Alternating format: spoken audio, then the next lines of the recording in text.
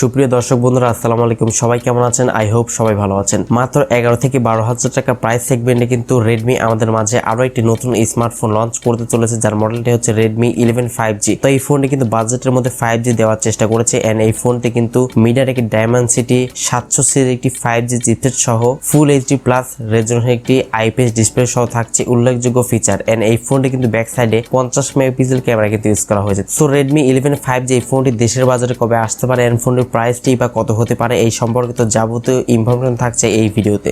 So অবশ্যই ভিডিওটি সম্পূর্ণ দেখবেন। তার আগে যারা এখনো পর্যন্ত আমাদের পরিবারের সদস্য হননি অবশ্যই চ্যানেলকে সাবস্ক্রাইব করে দিবেন এন্ড পাশে বেল আইকনে ক্লিক করবেন পরবর্তী ভিডিওগুলোর আপডেট সবার আগে পাওয়ার জন্য। চলুন শুরু করা যাক আজকের video. Viewers, first of all যদি আমরা এই ফোনটি ডিজাইন এবং বিল্ড কোয়ালিটি নিয়ে কথা বলি তাহলে এই ফোনটি ব্যাক সাইডে কিন্তু পলিকার্বনেট ব্যবহার করা হয়েছে এন্ড এই ফোনটির ফ্রন্টে কিন্তু একটি ওয়াটার ড্রপ নচ ব্যবহার করা হয়েছে এন্ড ব্যাক সাইডে কিন্তু দুইটি ক্যামেরা ইউজ করা হয়েছে।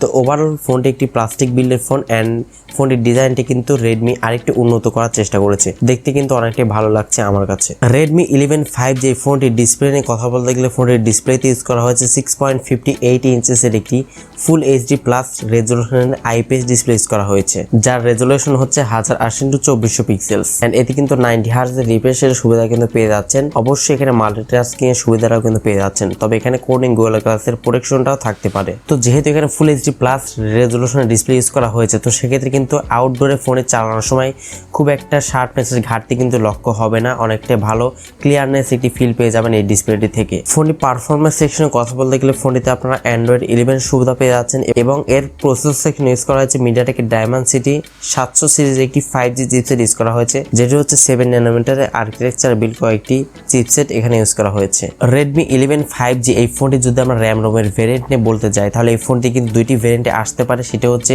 4GB RAM 64GB internal storage এবং 6GB RAM 128GB internal storage, এই দুইটি ভেরিয়েন্টে ফোনটি আসতে পারে। এন্ড দুঃখের বিষয় হচ্ছে এই ফোনটি কিন্তু আপনারা দুইটি সিমের পাশাপাশি একটি মেমরি কার্ড ইউজ করতে পারবেন না, অর্থাৎ এখানে কিন্তু ডেডিকেটেড কোনো প্রকার স্লট দেওয়া হয়নি দুইটি সিমের পাশাপাশি একটি মেমরি কার্ড ইউজ করার জন্য।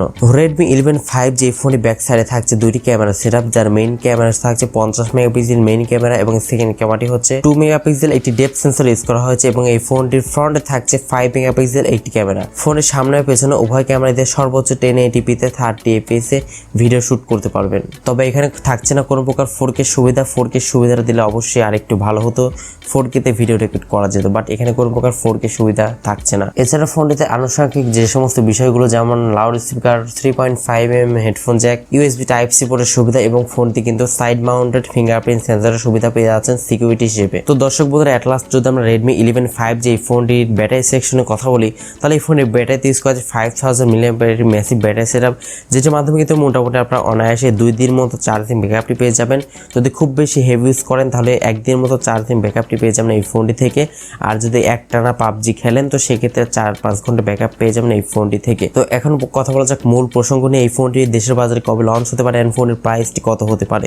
এই ফোনটি ইন্ডিয়ার বাজারে সম্ভবত সামনের মাসে লঞ্চ হতে পারে, তবে ইন্ডিয়ার বাজারে লঞ্চ হলে এই ফোনটির প্রাইসটি হতে পারে 11 থেকে 12,000 টাকার মধ্যেই। আর এই ফোনটি যদি বাংলাদেশে লঞ্চ হয়, বাংলাদেশে লঞ্চ হবে 1 থেকে 1.5 মাসের মধ্যে কিন্তু বাংলাদেশে লঞ্চ হয়ে যাবে আনঅফিসিয়ালি অথবা অফিসিয়ালি। অ্যান্ড এই ফোনটির প্রাইসটি হতে পারে সম্ভবত 14 থেকে 15,000 টাকার মধ্যে কিন্তু এই ফোনটির প্রাইসটি হতে পারে, যেহেতু ইন্ডিয়ার বাজারে 11 থেকে 12,000 টাকার মধ্যে ফোনটি লঞ্চ হবে। আশা করছি বিষয়টা আপনারা একদম ক্লিয়ার। তো ভিডিওটি ভালো লাগলে অবশ্যই লাইক দিবেন, কমেন্টস করে আপনার মূল্যবান মতামত জানাবেন, আর এই চ্যানেলে নতুন দর্শক হয়ে থাকলে অবশ্যই চ্যানেলটিকে সাবস্ক্রাইব করে রাখবেন। সবাই অনেক বেশি ভালো থাকবেন, সুস্থ থাকবেন, দেখা হচ্ছে নেক্সট ভিডিওতে।